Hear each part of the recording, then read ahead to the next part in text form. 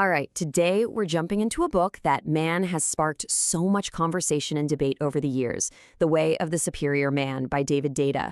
We're going to break down its really core ideas about passion, purpose, and what he calls polarity in our modern relationships. So let's get right to the heart of it, with the big question the book asks.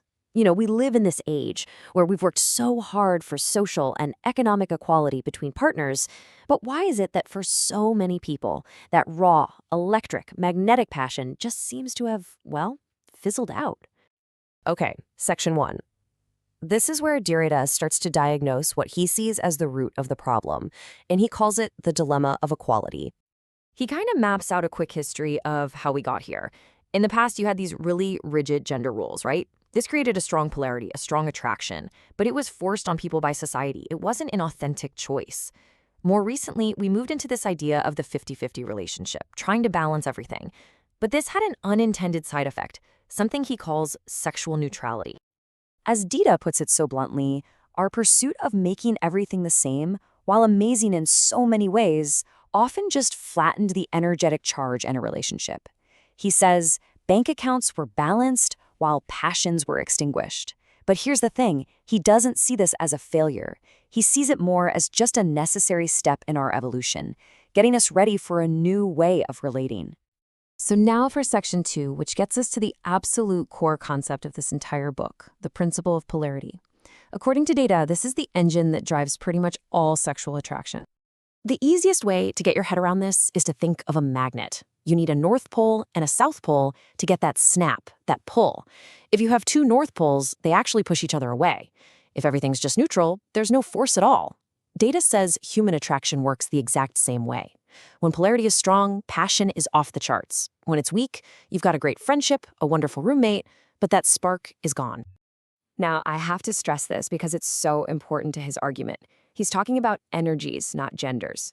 Everybody has both masculine and feminine energy inside them, but most of us have a natural core that we operate from. The masculine core is all about mission, purpose, freedom, finding joy in overcoming challenges. The feminine core, on the other hand, is all about the flow of love, connection, and relationship. And this brings us right to section 3, which is honestly a pretty controversial point for anyone with a masculine core. Purpose before relationship. This is probably one of the most provocative claims in the whole book.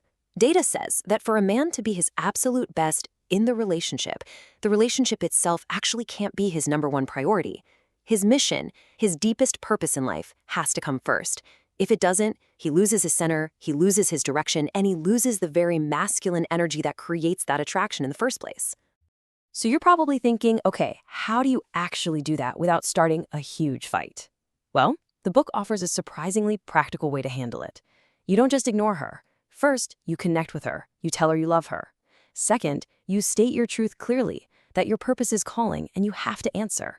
And third, this is the key, you give her your full, 100% undivided, magical attention for a short period, instead of hours of you being distracted and only half there. It's about the quality of your presence, not the quantity of your time. All right, section 4. This moves on to another huge idea, really understanding the feminine essence, especially when it comes to the way we communicate. And this quote right here, it perfectly captures one of the book's most challenging concepts. When a woman says something in the heat of the moment like, "I hate you," or "I never want to see you again," a man often takes that as a literal, factual statement. Deida says that's a fundamental misunderstanding. He suggests that masculine communication is usually about conveying facts. My word is my bond, it's a commitment. But feminine communication, he argues, is often about expressing the emotional weather of the moment. Think of her words like a storm cloud passing through the sky. It's a totally true expression of how she feels right now, but it isn't necessarily a binding contract for all of eternity. And mistaking one for the other, that's where so much conflict comes from. So the book advises a man to just stop expecting his partner to become easier. In fact, it suggests that her complaints, her challenges, they actually serve a much deeper purpose. According to Deida, her challenges are often an unconscious test, a test of his depth, his presence, and his commitment to his purpose. Can he stay centered and loving even when she brings an emotional storm? Is his purpose so solid that her moods can't knock him off course? She isn't trying to destroy him. She's unconsciously trying to feel the depth of his strength so she can finally relax and trust him. So what does all this add up to? Well, our final section, section 5, gets into the path of the superior man. And the book frames this not as some destination you finally arrive at, but as a path of constant, ongoing practice. And it's crucial to get this. Being a superior man isn't about being better than anyone else. Not at all. It's about becoming superior to your former self. As you can see, the path is about the daily practice of opening your heart, finding that deep purpose and actually living it, and always, always leaning just beyond your comfort zone. It's about giving your gifts to the world without waiting for some perfect moment that's never going to come. And this brings us right to the book's powerful, central message, just perfectly distilled in these few words. It's a call to action. It's a demand to engage with life fully, right now, with everything you've got. And look, whether you agree with all of Deida's philosophy or not, it leaves you with this final, really provocative thought. Are you truly living, or are you just waiting?